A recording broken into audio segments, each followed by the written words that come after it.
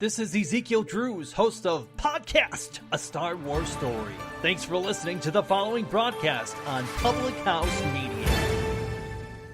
This is Rachel Mullins, host of #NoFilterFriday here on Public House Media. Thanks for listening to the following broadcast on Public House Media. Once you're done with this episode, I hope you'll come check out my new show, #NoFilterFriday, where we talk about all of the sexual misconduct allegations swirling around Hollywood. A new show drops every Friday at 8:30 Pacific Standard Time. Don't forget to subscribe on iTunes so you'll never miss an episode of #NoFilterFriday. Thanks again for checking out the following broadcast on Public House Media.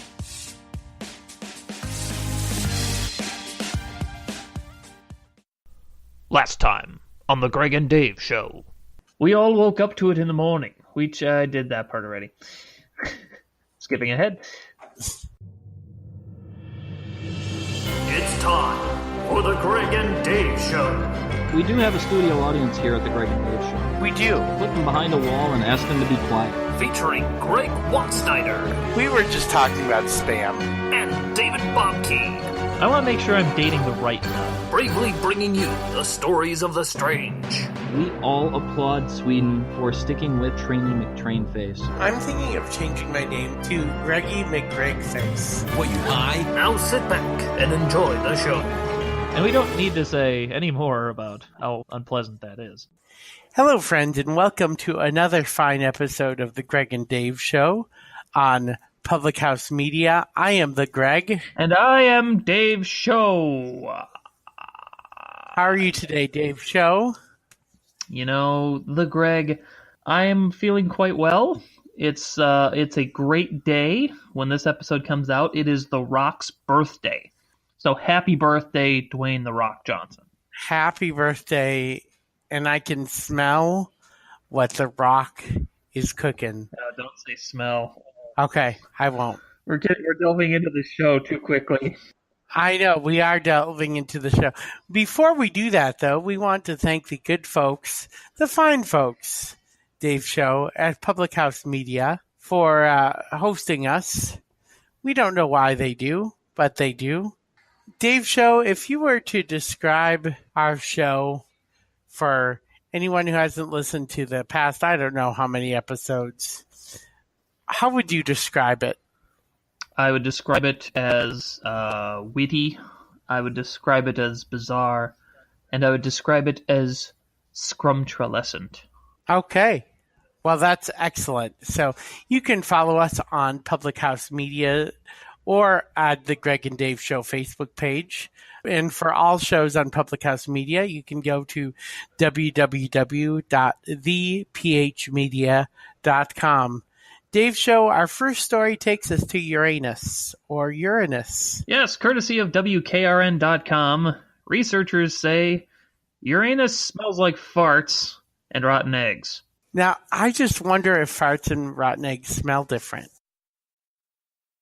Should we really start with this one? I don't know if this is a good idea. I feel like Mrs. Bale is giving me such a look right now. Yeah. You know, speaking of things that are powered with gas, let's talk about cars, Dave Show. I'm sure the University of Oxford, you're very smart people, but really? Really? That was something we needed to know about Uranus? Okay. Yeah. Okay, yeah. Moving on. Our first story comes to us. Is it our first story or our second story, Dave I Show? don't know what it is, but it's coming to us from punchng.com, and it is a story. Oh, I'm going to need a minute to recover. It is titled "Car Won in Raffle Draw Buried, to be used in 50 years' time."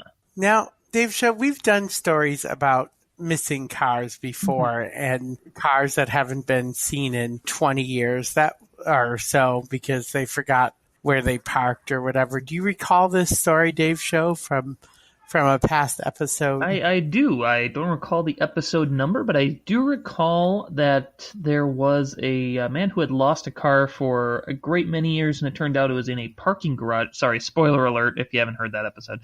But he found it in a parking garage where he had apparently just lost track of it and there it was when they were getting ready to demolish the thing. And Yeah. Now, this was about a car won in a raffle. Dave Show, have you ever won anything in a raffle? oh, I'm sure I won something small, some little dinky plastic toy, or maybe even a gift card somewhere.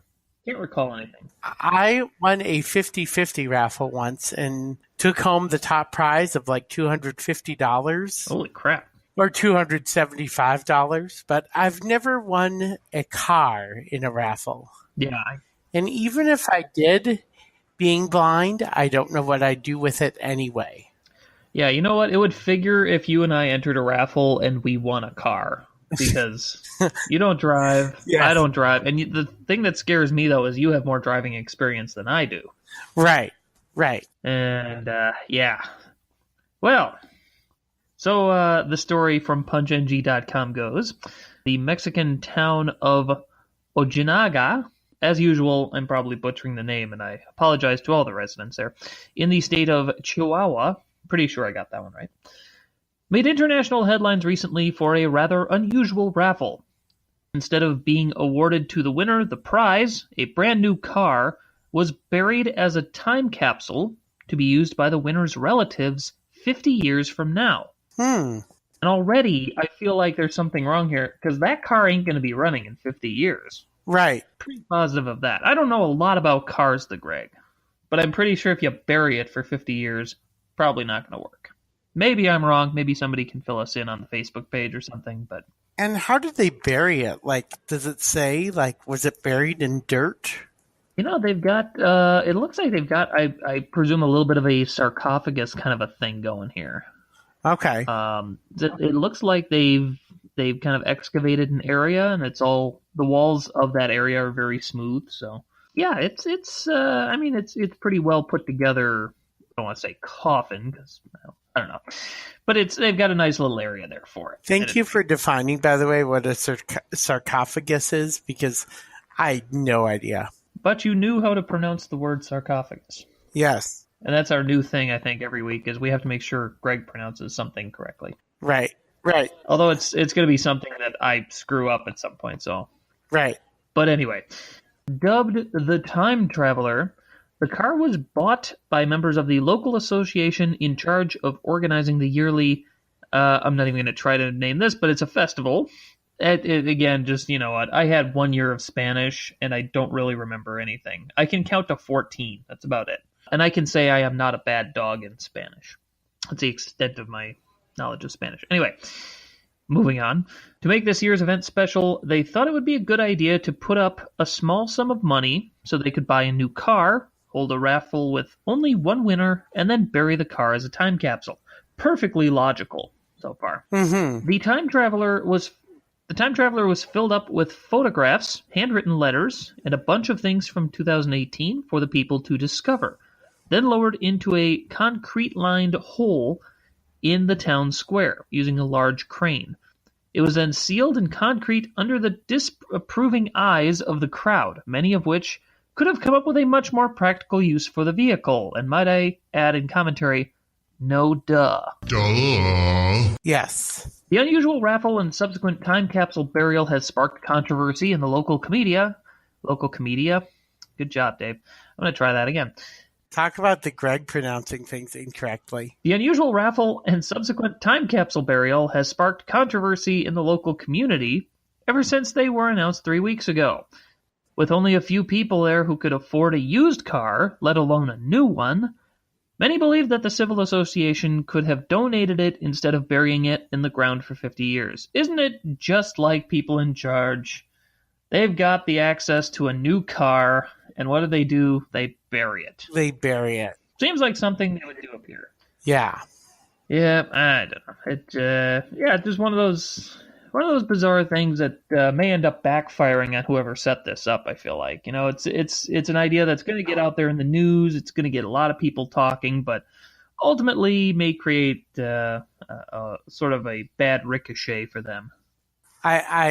You were very punny there, Dave. Like a car backfiring. Mm-hmm, mm-hmm. After 50 years, it might backfire. At best. I'd be curious to see how corroded the car battery is after 50 years.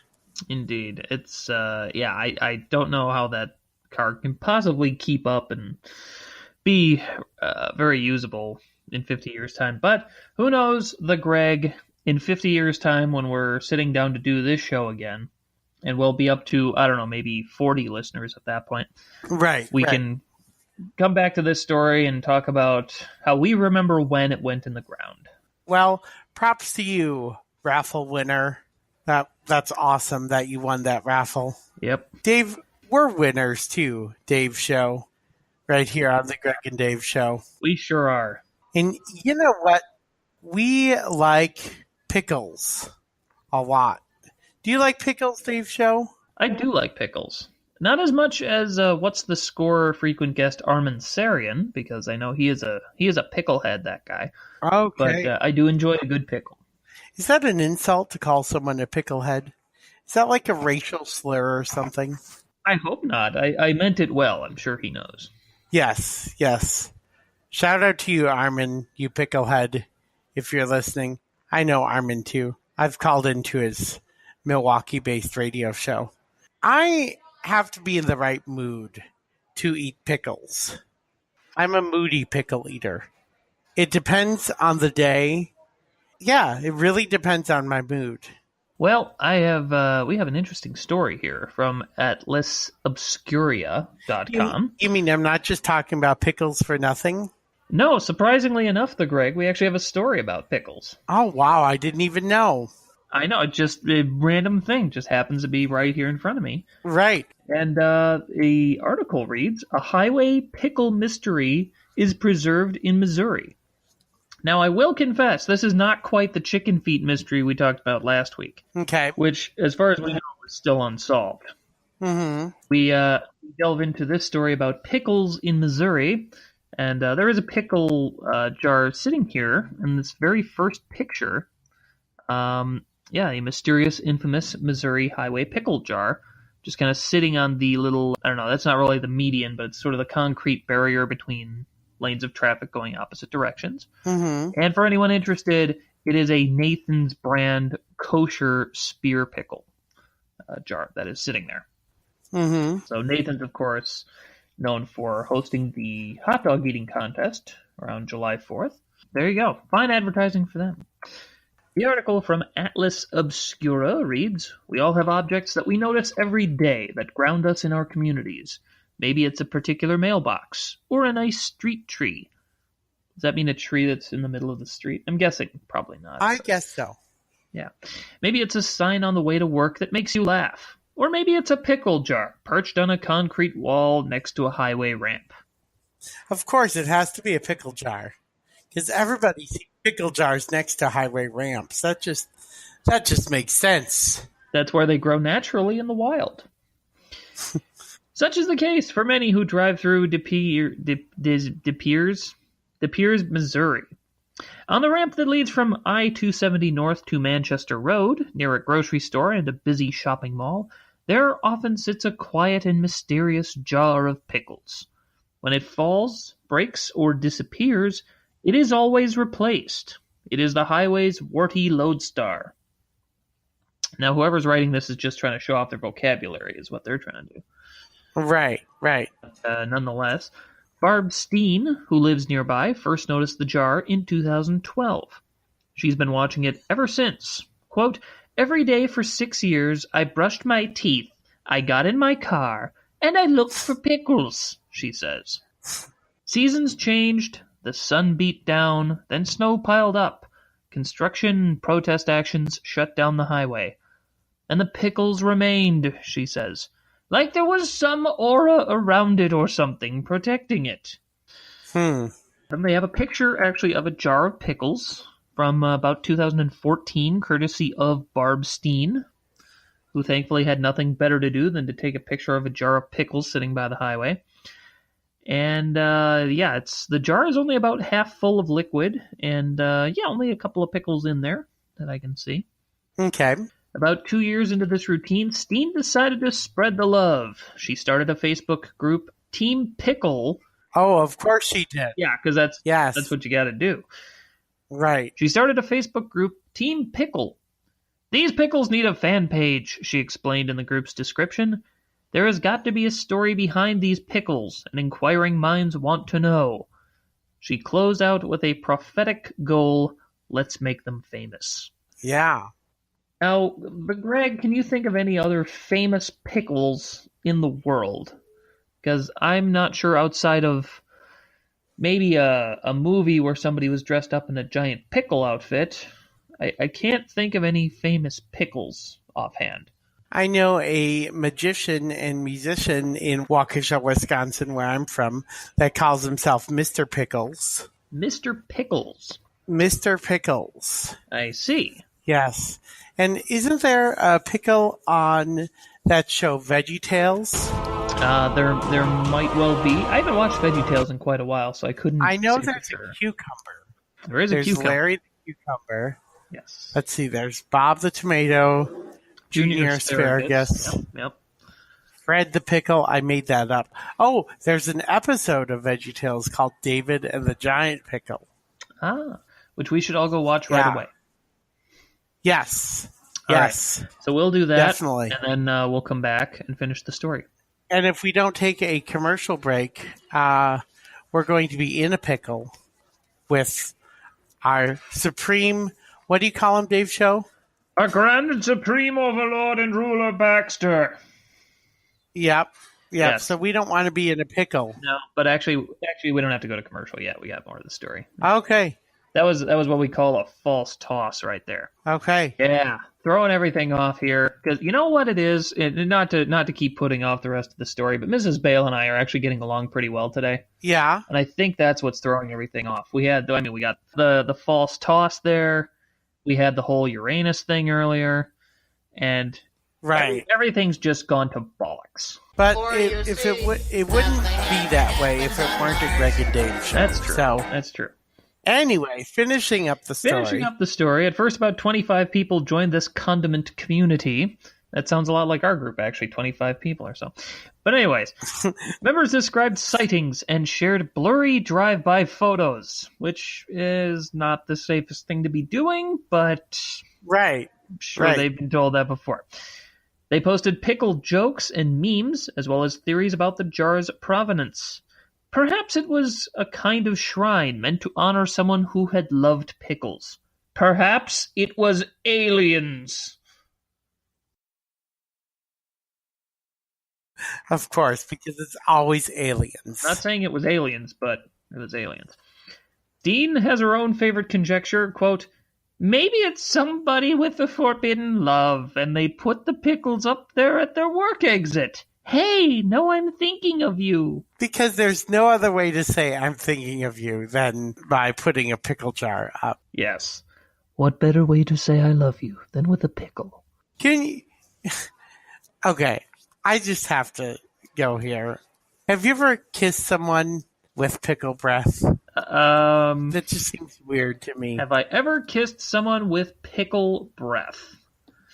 You know, I'm thinking, I'm going back in my memory as far as I can, and no, I can't say that I can recall ever kissing someone with pickle breath. Yeah, that just seems weird. Or even like encountered someone, you know, not even just kissing, but encountered someone with pickle breath. Where am I going with this? I don't know. Girl, you smell like pickles. I don't know if that would work. I've heard the line, you smell like Fritos. I get that. But I don't know about pickles. Anyways, who's pumping the goofy gas in here all of a sudden? I don't know. I don't know. Right. More from the article. Attention does have its downsides. After the Facebook group began, the first pickle jar disappeared. Oh, no. It had been pretty gnarly, half evaporated with its label rubbed off, and, quote, just this nude color, no real green to it. Okay. Still members mourned.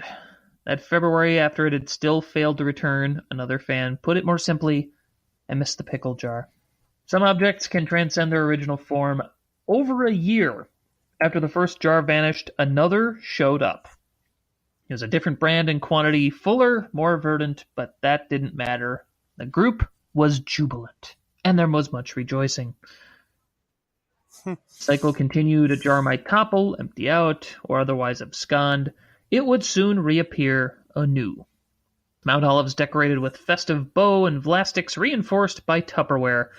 But while the particulars of the jar change, its spirit stays the same. Team Pickle members tend to describe each incarnation as the pickle jar or simply the Pickles, as in, the Pickles are back. So there you go. And there's anyone who wants to read the article, there's it goes on for a little while here, but basically it's good to know that some things remain constant and that the Pickles will constantly remain in Missouri at the site of I-270 at Manchester.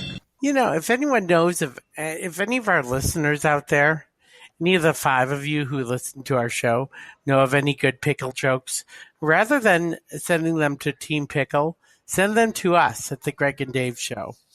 And who knows, maybe someday we'll have another story about pickles and we'll be compelled to tell pickle jokes. Mm-hmm. Right now, I can't think of any jokes about pickles. So you're in a pickle making pickle jokes. Right. But I'm not cucumbered by it. Ah. Yeah, no, that's... Yeah, you know what? You get the rim shot on that one. That's as good as it's getting, I think. Ooh, now I want some sweet pickles. Oh, dear. Well, tell you what, why don't you get some sweet pickles during the break? I think I will. I think I've got just enough time during the break to get some sweet pickles. And on that note, we go to commercial. You're listening to The Gregg and Dave Show. We're going to serve it with braised onions and mushrooms. Hey, Dave Show, there's a country song that goes, "There's nothing like a view from the cheap seats." I believe that's by Alabama. I only know Garth Brooks, so I'll take your word for it. I always go for the cheapest seat at the ballpark, because I'm broke. If you want a really cheap seat, you could just sit back on your recliner and listen to the Cheap Seats podcast on Public House Media. Right, Dave Show? That's right, the Greg. The Cheap Seats brings you great sports talk from Jeff Childs. I think there's a guy named Max in there, and probably somebody else. Yeah, I think Baxter's on there. The almighty grand... I forgot what I call him already. What the heck is it? Yep. Our grand and supreme overlord and ruler, Baxter. Have I mentioned I love that drop? You didn't mention that. But you should listen to the Cheap Seats and check them out on thephmedia.com or wherever good podcasts are found. Once again, could not be more grateful to Kevin MacLeod and Incompetech.com. On this episode of the Gregg and Dave Show, you are hearing Burt Spirit and Wallpaper.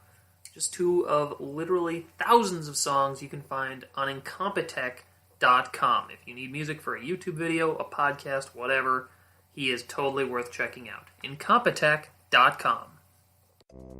And now, back to the Gregg and Dave Show. This was clearly the wrong way to go. And we're back. I am the Gregg. And I am Dave Show, and I have been told specifically not to mention that Mrs. Bale accidentally kicked out the plug from the wall, and that we had to take a brief pause between segments. Because she had to realize that she had done that, and had to plug it back in. Well, Dave Show, from time to time on the show, we believe, I believe that everyone can be an inventor, Dave Show, if you want to be. It just takes a little ingenuity and things like that. Some inventions may be more crazier than others, but someone invented something either really cool or really maybe not needed. Yes, well, I think very interesting what you said there, that anybody can be an inventor. Anyone can invent. And I'll take it one step further, if I might. Anybody can invent something, but many people shouldn't bother. And that takes us to this here item from Fresh Radio 92.5. 925freshradio.ca if you want to check out their website. And this article is titled, Sliced Ketchup. I just threw up in my mouth a little bit. Sliced ketchup is a thing, and you just might want it? I'm going to go ahead and say no, but for purposes of the show, I'll continue. This is a very quick article here with lots of GIFs or GIFs if you prefer. And if you do prefer to call it GIF, you are what I like to call wrong. But nonetheless, you do have the guy who invented the GIF or GIF or whatever you want to call it. Apparently, this is a side note here. I apologize. I'm taking a quick pit stop. Apparently, they are supposed to be called GIFs, but they spell it GIF. Okay. So that's side note. There's your... Thank you, English major. Yes, major English major is now leaving the room. The more you know. Ready for a new kind of ketchup? Are you ready for a new kind of ketchup? I'm not either. I'm still recovering from that purple ketchup debacle we had like 10 years ago. That was just, I don't know. Not messy, no artificial flavors or preservatives, doesn't need to be refrigerated, and never get stuck in the bottle. Are you ready for this? No, I guarantee I'm not. Oh, and it's all natural, vegan, and has no high fructose corn syrup, and keeps your bun from getting soggy. I don't like soggy buns, Dave. Does it keep your rain? You know what? Never mind. We move on down. There are some tweets that they have posted here with pictures from Now This News, reporting ketchup slices are a real thing now. And it basically looks like your standard Kraft Singles cheese, except that it's red and it's ketchup. Apparently, this is the result of a Kickstarter campaign, which met a goal of $19,000. And early backers will get their slices this June, just in time for burger season.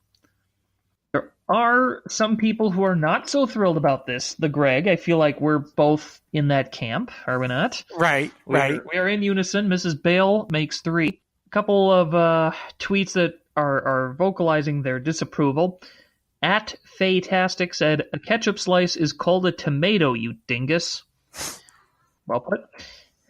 At Mulready, she calls it the world's worst fruit roll-up. Okay. Actually, don't really get that one, but yeah. It does kind of look the consistency of a fruit roll-up, actually, now that I read that. That's actually it's pretty good. And at Rita Panahi said, "The asteroid can't come soon enough." Whatever that means. Amen to that. I think it just means the world's getting out of control. Yes. We now have ketchup slices. We have, well, I guess the pickles on the highway I get. We have Oxford University reporting on planets and the way they smell. I don't know, can we just get a diaper for that planet or something? Is that not possible?